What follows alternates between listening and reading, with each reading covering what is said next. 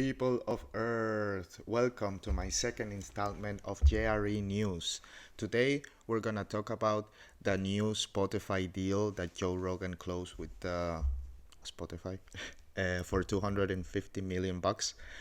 We're gonna go first. We're gonna do a little bit of context on what's happening on the world of journalism, both in corporate journalism and in independent journalism. And we're gonna talk about the deal itself and the parameters of that deal, what the deal entails. We have also unofficial information about other deals that might have been on the table besides the Spotify deal, so we're gonna mention that. And at the end, I'm just gonna give you my opinion on all of this controversy about what the parameters are and sharing with YouTube and all that stuff. Nobody really knows what that means, so I will give you my opinion to what I think it means as a very intense listener of the Joe Rogan Experience podcast. So let's give you a little bit of context first.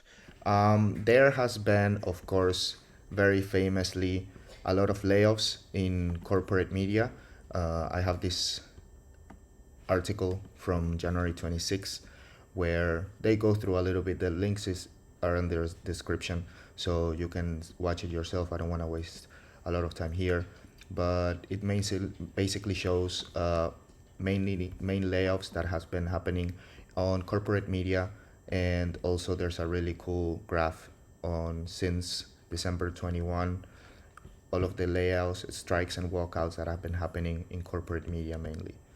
On top of that, we have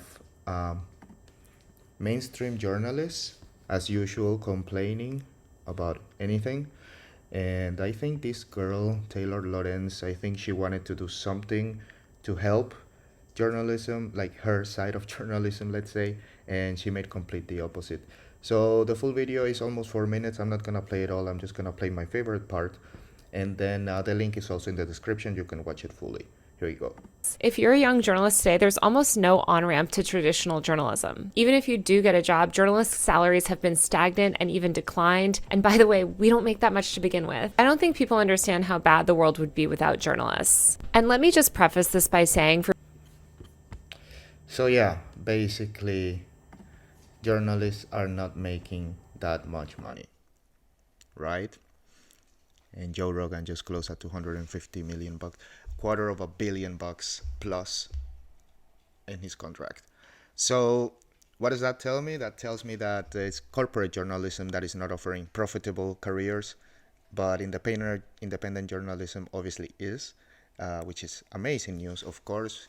And she gives this warning to the young journalists. If you're a young journalist, there is no future in traditional journalism. She doesn't even know what she's saying. So thank you for that. And if you are a young journalist, please go for independent media and don't get into any kind of corporate media where you cannot really say what you want, but you have to follow some narrative as they want, because they're the one signing the checks, let's say. So now let's talk about the lineups, the parameters of this deal. So this is from the article, the same article for the Wall Street Journal that is here on top. So basically, it says that the deal is estimated to be worth as much as 250 million over its multi-year term, according to people familiar with the matter. It involves from minimum guarantee plus revenue sharing based on ad sales. So that's new. This is something I really don't like, to be honest, because I don't know, I'm already paying for Spotify, and in the Elon Musk interview, the last one, if you notice, because it's obviously the most watched, they added some cuts with ads, and I really didn't like that, personally. If you're already paying for Spotify to avoid the ads, and on top of that they're giving you ads, so you're giving them money, attention, also ad revenue, I think they're exploiting us too much. But yeah, that's just my opinion. Then this is very important. Under the new licensing agreement, Spotify will sell ads and distribute the Joe Rogan Experience across several podcast platforms, including in a video format on YouTube, the company said on Friday. So it's very important. They're going to share the Joe Rogan interview. I would have to be a paid member for the Wall Street Journal to watch the rest, and of course, fuck that. So I'm sorry that the last one is a little bit blurry, but that's just what you get for the free watching, let's say. So that's very important. They're going to share in Apple Podcasts. They're going to share in YouTube, which is huge. and of course they care about expansion. I don't know, it is not confirmed which side was actually putting this on the table. I assume it was Joe, and I will tell you at the end why. But many people are saying that it might even be Spotify to actually increase the exposure of the show. So now we have here Patrick Bet Davis in his channel. He has a small segment about the contract itself, and he says something very interesting. So let's listen. I knew of a deal that could gone Joe $350 million. Okay? Yeah. Oh. And by the way, here's a part you got to realize. Okay? So that's the gist of it. That's the most important part of it. There was supposed to be another deal, at least one. We never know what's going on behind the scenes, but at least one more deal behind the table that was worth 350 million. He doesn't say. You can watch the whole video. It's all about 11 minutes. Links in the description as usual. There he doesn't say who it is. Obviously, I have actually no idea who. Oh, shit! Sorry about that. I misclicked something. No idea who it might be. Well, actually, yeah. My only suspicion, obviously, it would be Rumble, and sadly, it is because of process of elimination. Let's say the only two platforms, big platforms that have that kind of money that would support no censorship and freedom of speech like Joe does are X and Rumble.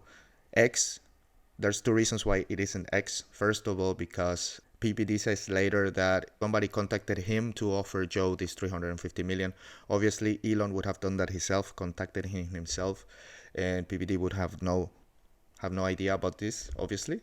And the second thing is that Elon doesn't work that way. Even with Tucker, he's like, there's no contract. I'm not paying you shit. You just get the same as everybody else, just in immense numbers because he has hundreds of millions of views. So that's different.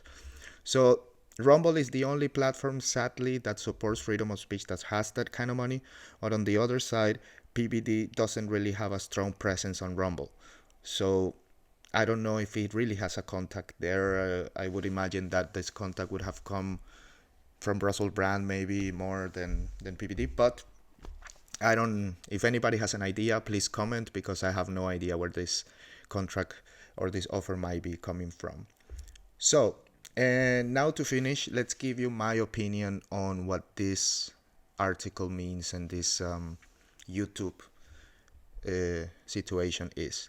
So about 2-3 months ago, there was an episode, because even if I wasn't doing this, I was still watching every episode of the JRE. So there was an episode, I would love to show you the clip, but I cannot remember, and I search a lot and I cannot remember which is. But he mentioned already a couple of times that he wants to open a place for podcasting in downtown, close to the mothership, so he could go after the show with comedians and just shit talk and stream. So what I think this contract entails with YouTube is impossible to show the Joe Rogan interview, the Joe Rogan experience on YouTube. It's impossible. Everything they say, they would be canceled and demonetized by every pen. In 3 days they will get 3 strikes, let's say. So what I think it's gonna happen is that the Joe Rogan experience is gonna still be, the interviews are gonna still be exclusive on Spotify. They already shared audio only on Apple. On Apple, they're already there. So that's not exclusive. But when it comes to video, only Spotify, I think. And then this other new kind of Joe Rogan comedy experience that's gonna be filmed in downtown, that's gonna be streamed in YouTube. If it's gonna be live, if it's gonna be edited, I have no idea, obviously. But I think this is the connection that they're making, because I seriously doubt that YouTube would accept anything that Joe Rogan says, especially interviews like this week with Brett Weinstein and Chris Williamson. They speak so much fucking not allowed stuff on YouTube. So anyway, those are my 2 cents, and I hope you agree. If you don't agree, then please tell me what your idea is. Your ideas are. I would love to hear them. I've been listening to a lot of videos about the deal, and there's just no evidence. So yeah, let me know if you know something.